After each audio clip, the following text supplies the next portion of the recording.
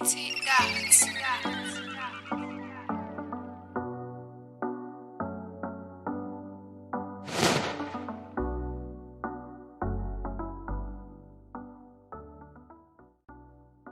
What's good, YouTube? You know what it is, it's City Guys, and we back with another tutorial, sound selection part 3. Now, in sound selection part 1 was about creating melodies, choosing good sounds. Part 2 was about choosing good sounds for your drum pattern and stuff like that. Now, part 3 that we're going to do right now is going to be about mixing, leveling, and mastering. You know what I'm saying? So this is a part of having good sound selection. This is why sound selection is really important, because having good sounds really help a lot when it comes to mixing and leveling your beats. You know what I'm saying? And that is what we're gonna do right now, because this beat is not mixed, it's not leveled, it's not anything. It's just, melodies, kicks, and all that. Ain't nothing mixed, ain't nothing leveled as yet. So we're gonna get into it right now and mix and level every single thing right now. And you'll see at the end of this tutorial, you'll see why having good sound selection is really, really important. So now let's go. And if y'all haven't catch part 1 or part 2, y'all need to go check that out. And I'm gonna play the beat again so that y'all can hear it and stuff like that. Then we get down to business.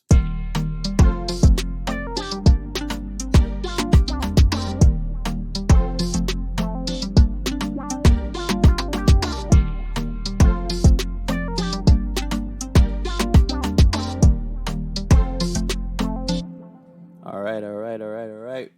Now, first thing first, make sure that every one of your sounds are rooted to a mixer channel. Make sure they're rooted to a mixer channel. You know what I'm saying? So you can, do what you got to do the right way.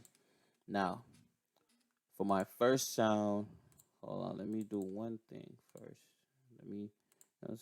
I like colorizing my stuff. You know what I'm saying? You feel me? Yeah, stuff like that.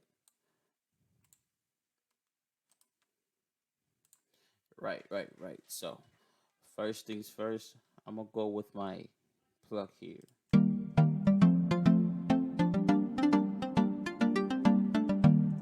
As you can hear, it already has reverb on it already. You gotta listen to your sounds carefully so you don't add reverb on top of reverb. That's gonna be too much. It already has reverb on it. I could take it off and add a reverb that I want to put on it, but that wouldn't be necessary. That would take too much time. So it already has reverb on it. So what I would do, I would cut the volume down a little bit and play it again.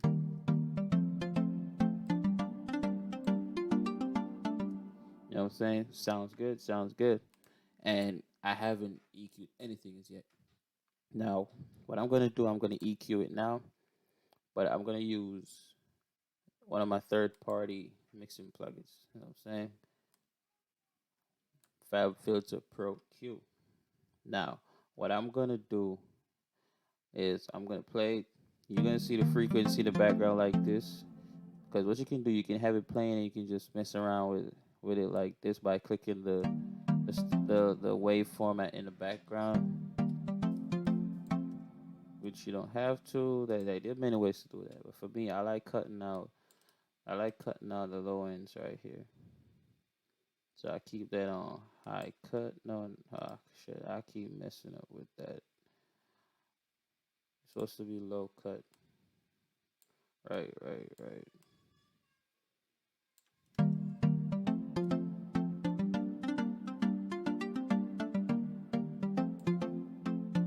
So everything over here on this side right here is not playing in the mix, and it sounds good.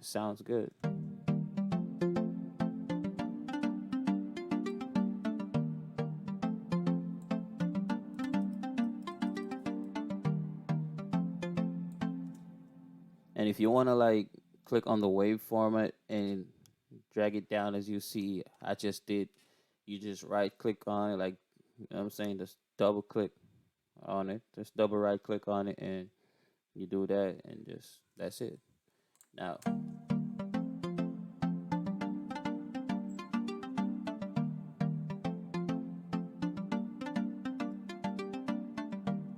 it sounds good. I don't feel like I need anything else to add to it, so I'll just leave it at that.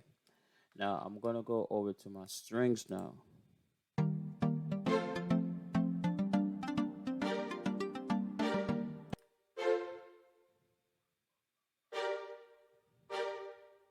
Yeah, the string kind of had a have a little wetness to it, but it's still a little bit dry to me.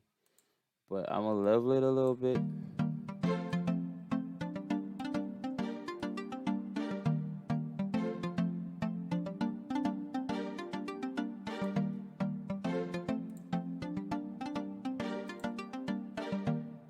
I don't feel like I don't feel like I need to EQ anything, so I'm gonna just add some reverb to it.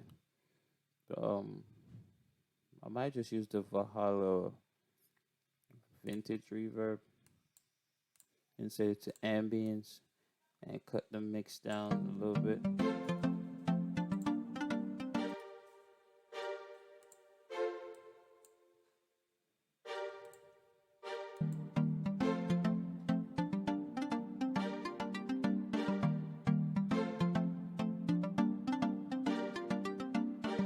Like that's what having good sound selection does. You don't have to be cutting this out, cutting that out. Like you just have to have good sound selection. This is what good sound selection do. You know what I'm saying? Makes it easier for you to mix and level your sounds. Very easy.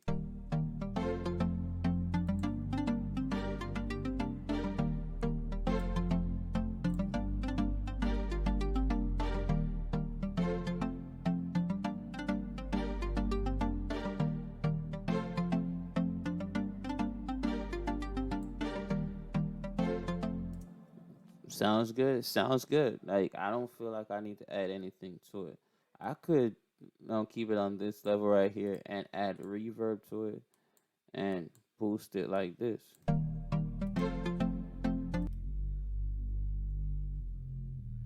But I don't want to do that. Like it's too much. You feel me? So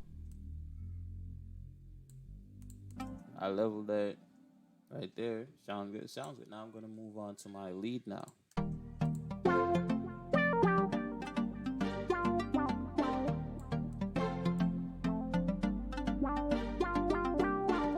You know what I'm saying? You gotta know which sounds you want to stand out more and which sounds you want to, you know what I'm saying, play backup. For me, I want my lead to stand out a little bit more than the pluck. You know what I'm saying? So I keep it on that level. But I feel like I still need to cut something out. You know what I'm saying? So I'm gonna cut off a little here as usual. You know what I'm saying? I just feel like I need to cut something off.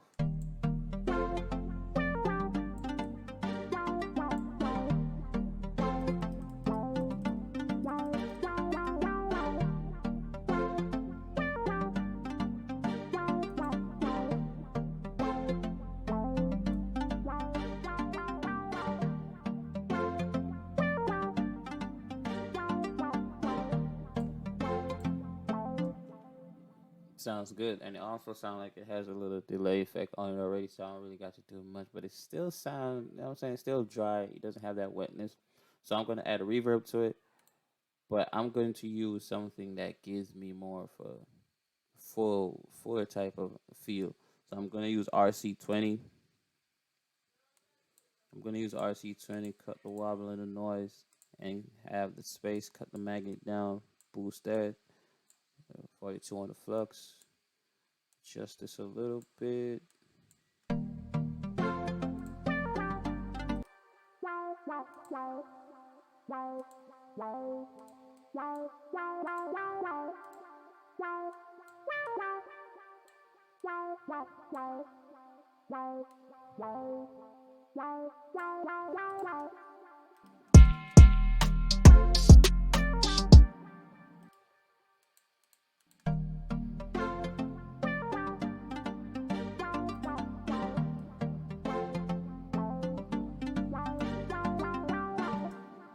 Sounds good. Sounds good. And if you don't want to use this knob right here and cut back a little on the reverb or the space effect that you have on the lead, you can just come right here where you have it in the mixer section right here and just, you know what I'm saying, mix level, just turn the mix level, just adjust the mix level right here and you're good. Just adjust that and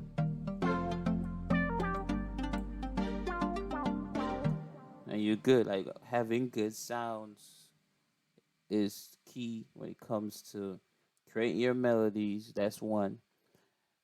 Creating your drum patterns. That's two. And mixing, leveling, and mastering your beats. Like that comes in a whole one category. So I'll say that's three. And you have a good sounding beat. You ain't gotta worry about nothing, and you good. You feel me? But for the lead, I probably want the lead to like pan a little bit. So you know what I'm saying?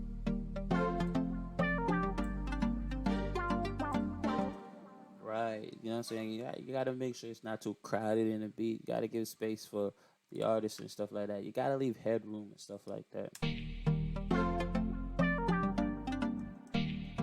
All right, I'll level this a little bit, but when I'm mastering it, it'll come back up. Then I adjust it a little bit. So for that, it already sounds good. That type of sound there already has the wetness on it. Everything that you'll do to a crash cymbal or whatever. But for this, I'm not really gonna do nothing to it. It's good. For the same thing for the bell, I just love it because it already has what it has on it. I ain't gotta do nothing to it. It sounds good. It sounds good. It's already processed. The sound is already good. It already has wetness on it. I don't need to do nothing to it. I'm good. You know what I'm saying? Now I'm gonna go over to my perk.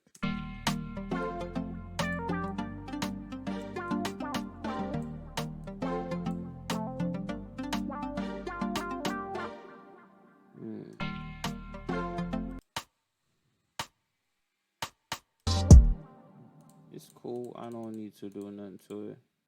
Like if you feel like you want to add something to your perk and you feel like it's not really like, you know what I'm saying, like you want to add something to it, you can. But for me, for this type of beat, I don't feel like I need to add anything to this perk right here. So I'm gonna go over to my next perk.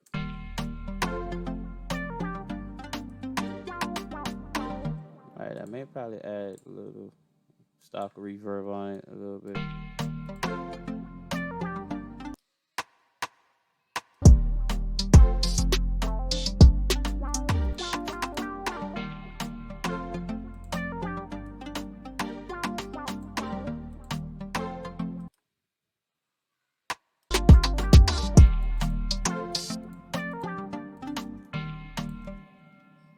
Now I'm going to move on to my snare. Like having good sound selection, like you go straight through your whole mixing and leveling real quick. You'll be surprised how fast you get a beat done.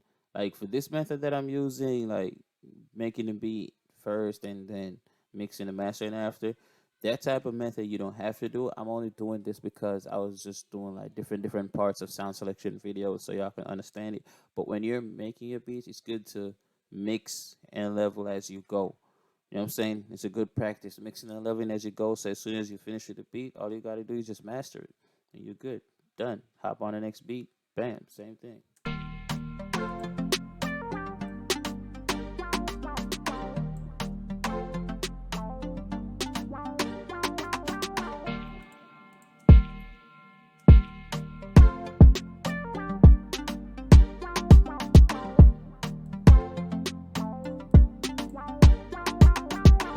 The kick already sounds good, so I don't need to do much to it because kick already sounds good. You already got that hard hitting sound, so I don't really have to do anything to it. So I'm gonna just add my P controller to it. So whenever I'm gonna sidechain the 808 to it, then I'll do the process so y'all can see. So moving over to my 808.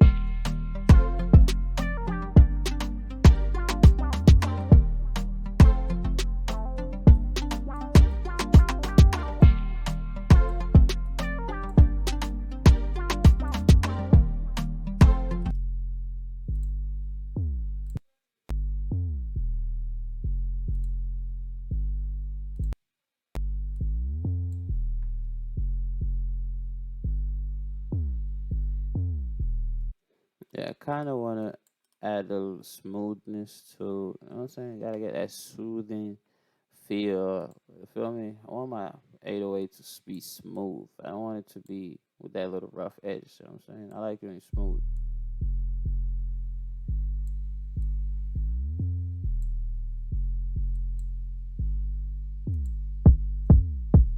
Right, so now I'm gonna side chain it with my kick. So I copy the value of my 808, but you gotta make sure you level your 808 first. Then I'll go over to my kick. I'm gonna paste it on bass on the bass knob, adjust the volume. So whenever the kick and the 808 be hitting, it cuts out and gives space. You know what I'm saying? It gives space for one another to play. Yeah, they work together, but give space. Like I'm gonna show you an example if you don't adjust the volume and stuff like that. Right, so I'm gonna click on link to controller and the bam to peak right there. That's what happens when the kick hits, when it side changes to 808. If you don't adjust the volume and the tension and the decay, you're gonna hear that whole dipping sound. But when you adjust the volume, as you can see right here, you know what I'm saying? Adjust the tension now, the decay.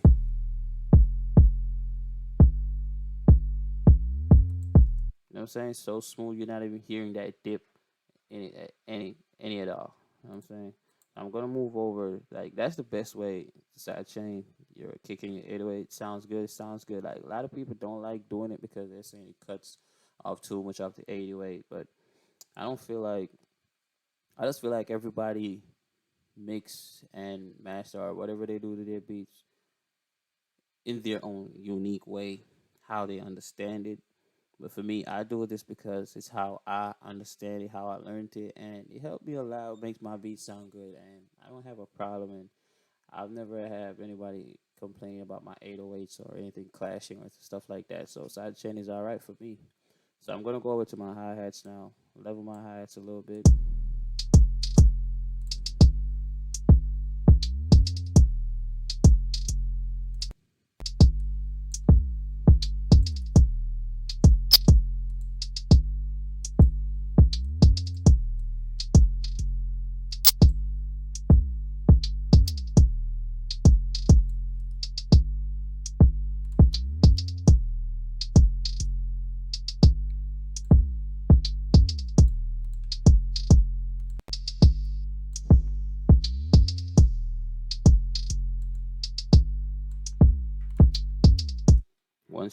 Once you mix your hi hats like this, it'll make your hi hat sound a little bit better, more fuller, and not just light and dead. You just add a little wetness to it, but not too much. Cut it down to like 2 to 4%, and that's it. Now for the open hats,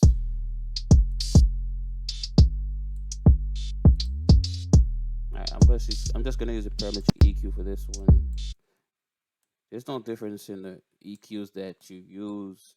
For me, sometimes it's just how the diagram plays in the background or the waveform that I work with when I want to like cut stuff out and stuff like this. But for the open hats, sometimes I just look for like when you see that them brighter lights in the signal or whatever in the grid in the background. That signifies where the sound is like the harshest or something like that. But what I normally do, I normally just add a low pass filter sometimes to my open hats, and then I adjust the number 6 band a little bit and just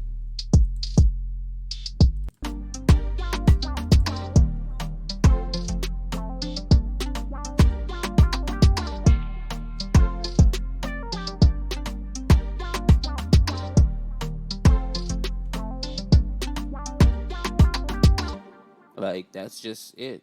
I'm saying that's just it. And if you ever want this specific beat, like I don't mind sending this beat. You know what I'm saying? Like if you want to own the rights to this beat, shit, hit me up. I'll give you a price because I don't mind. Just hit me up. I'll give you a price. You know what I'm saying? If you can work with it, you can work with it. If not, then if you want the exclusive deal, I could give you an exclusive deal, which you'd only be the person using the beat. And if you want like, you know what I'm saying, a non-exclusive deal where you can lease the beat, somebody else can lease the beat.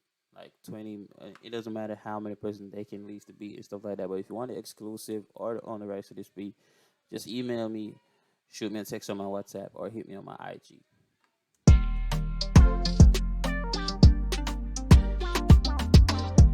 All right, now we're gonna move over to the mastering section. So as you can hear so far, that's just how, you know what I'm saying, that's just by having good sound selection, your beats sound like that. You know what I'm saying? You don't have to be, you know what I'm saying, worrying about, you know what I'm saying, you ain't gotta be worrying about stuff like that. And well, you don't have to be worrying about your beats not sounding good and stuff like that. Like having good sound selection really helps. You know what I'm saying? Really, really helps. Trust me, it really does. All right, so now for the mastering, I'm just gonna go basic, so y'all can actually see how I actually do it. So I'm just gonna use parametric EQ. Right, I do this in one of my mixing and mastering tutorials, but I'm gonna show you again here because it helps also. You know what I'm saying? You adjust your steep right here. If you take it all the way in too much, you're cutting too much out.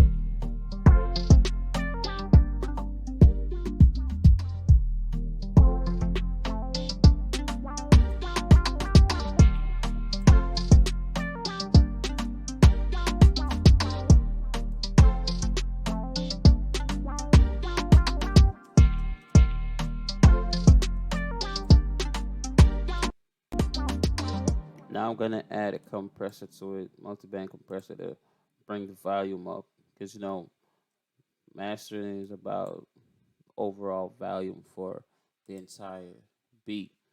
You know what I'm saying? Mixing and leveling is like cutting unwanted frequencies out and cutting down the volume for each sound significantly. And you know what I'm saying? You got to choose the sounds you want to stand out, which sounds you want to play in the background, which sounds you want to play at such a level.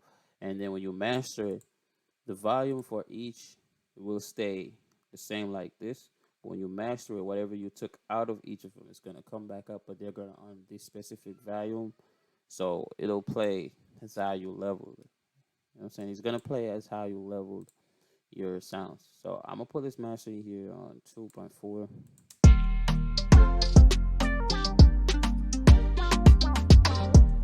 Then I'm going to add a soft clipper to it to give it a little boost.